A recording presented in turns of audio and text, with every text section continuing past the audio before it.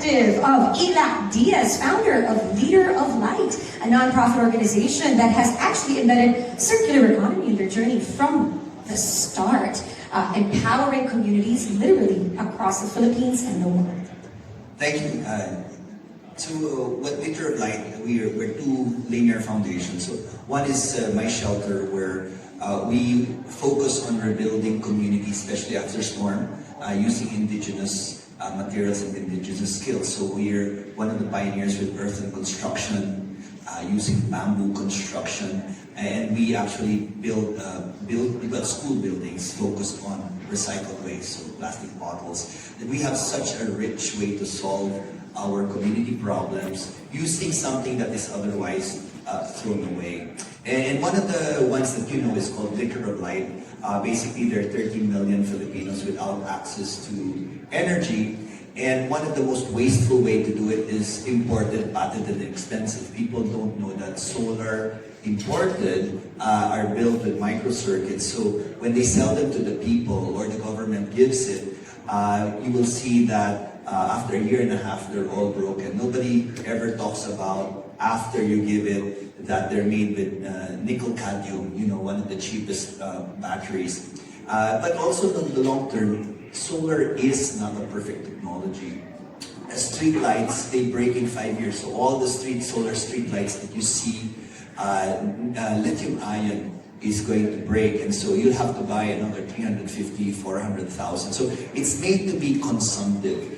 And so when you think about the governments that have money, they can replace all of this. Solar panels, 25, 30 years, you have to replace all of that. So you're looking maybe at a massive amount of solar panels to be reintegrated. So with Leader of Light, we're thinking about the small communities. And so what we do is we teach them how to use bamboo and simple materials to be able to build solar lights. So bamboo, pottery, we use recycled plastics to build it. This is something that we build in communities where the people themselves build the solar panels. So we have laser cutters, and then we have weavers that make the solar cell, and then they put an epoxy, and then we have potters that are losing their jobs because it's going into plastic. And so, we have solar lights built by hand. But the nice thing there is everything here is rebuildable with parts that you can buy in the city. So radio parts, MOSFETs. And so what we're thinking about is how do you build the greatest emergency solar lighting system? So we're trying to build across where the typhoons hit. Instead of having to buy disposable lights, which take 3 or 4 months ahead of time, and then after 1 year it breaks again, is to build this kind of solar emergency light. We do mobile chargers and street lights all by hand, but they're all repairable by a screwdriver. So we're trying to give jobs to the locals.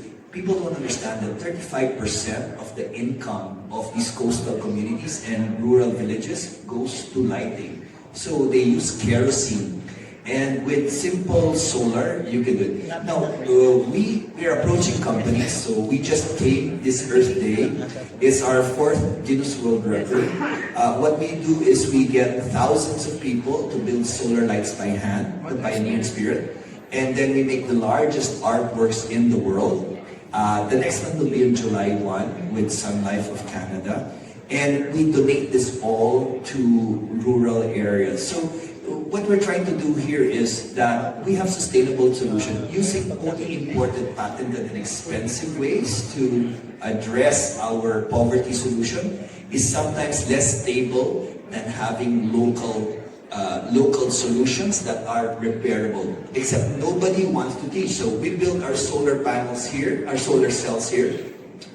We export it into China and India, and they sell it back to us in solar panels. So we do have minerals here that are producing it, but we don't teach our very own how to create this kind of sustainable thing. So I think that circularity is starting. We should do local and build on green jobs, not as imported and then I just get a percentage of sales, which is they just make us sales ladies and salesmen. But we should produce our own way. Even if it's simple, at least everybody, 90% of the money stays in the village. image.